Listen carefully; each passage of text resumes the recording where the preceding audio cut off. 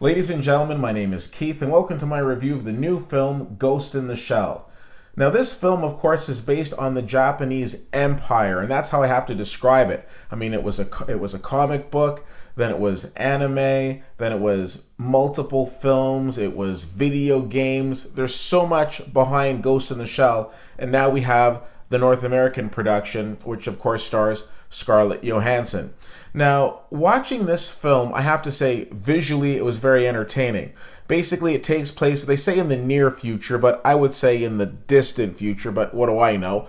And we're seeing this completely visual, stunning world where Scarlett Johansson is basically half human, half robot. Well, pretty much mainly robot, because her body is a shell, and then they basically take her brain and transport it into this robot form. And she's on the right side of the tracks, so she's basically tracking down people who are doing bad things. Now, this movie, as you watch it, if you're like me, you start thinking of movies like Blade Runner, and you start thinking of movies like The Matrix and Total Recall, because there are so many different elements of those movies that are put into this one. Now, she's trying to track down a guy who's doing really bad things and killing other robots and killing humans. So she's trying to, get to him.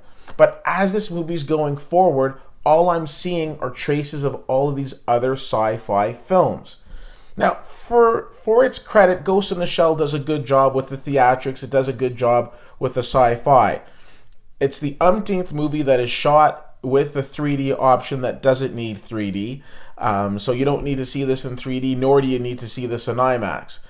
At the end of the day, though, if you want to see Blade Runner or The Matrix or Total Recall, you should go and see those movies and maybe pass on Ghost in the Shell.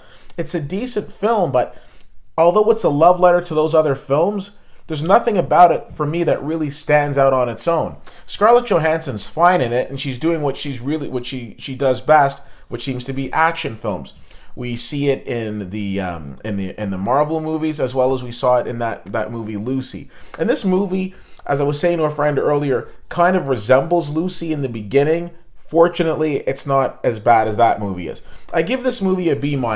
Not anything you need to rush out to see in the theater if you're a big Scarlett Johansson fan, or if you're a big fan of the whole Ghost in the Shell series, then perhaps you'll enjoy it.